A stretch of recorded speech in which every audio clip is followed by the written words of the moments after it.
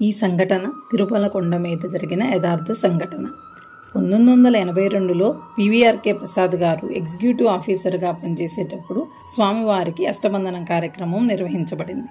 అందులో భాగంగా ముందుగా విగ్రహంలోని ప్రాణశక్తిని ఒక కలశంలోకి ఆవాహనం చేసి పవిత్రంగా వేరే ఉంచి మరమ్మత్తు పూర్తయిన తరువాత మరలా విగ్రహంలోనికి పునరావాహన చేస్తారు.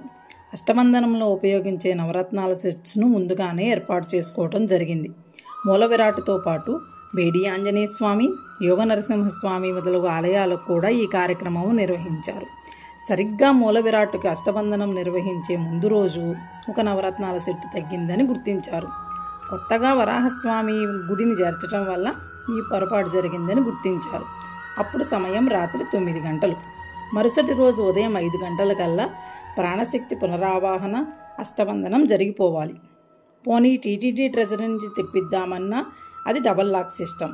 అందులో ఉండే ఒక ఉద్యోగి ఆ సమయంలో అందుబాటులో లేరు. తిరుపతి పట్టణంలోని జ్యువెలరీ షాపులన్నీ గాలించిన నవరత్నాలు లభ్యం కాలేదు. ఈ విషయమై ఈవో గారు ఇతర టీటీడీ సిబ్బంది తర్జన భర్జనలు పడుతుండగా ఒక ఉద్యోగి వచ్చి ఎవరో దంపతులు ఈవో గారిని కలుసుకోవటానికి కొన్ని గంటల నుండి వేచి ఉన్నారని చెప్పారు. అప్పుడు ఆయన, ఇప్పుడు నేను ఎవరినీ కలుసుకోలేననగా వారు ఆయనను కలిసిన తర్వాతే వెళ్తామని చెప్పారని ఆ ఉద్యోగి చెప్పారు. అప్పుడు ఆయన వారిని పిలిపించి, ఏమిటండి మీరు, మా కంగారులో మేముంటే రేపు మాట్లాడవచ్చుగా అన్నారు. అప్పుడు వారు, మీరు అష్టబంధన కార్యక్రమం కోసం పత్రికా ప్రకటన ఇచ్చారు కదా, అందుకని మేము ఒక బంగారు ప్లేటు మీద నవరత్నాలు అతికింపజేసి తీసుకొచ్చాము. దయచేసి దీనిని స్వామివారి అష్టబంధనంలో వినియోగించండి అనగానే అప్పటి వరకు టెన్షన్ పడుతున్న ఈవో గారికి గుండెల మీద బరువు దిగినట్లయింది. తర్వాత అష్టబంధనం కార్యక్రమం నిర్విఘ్నంగా జరిగిపోయింది.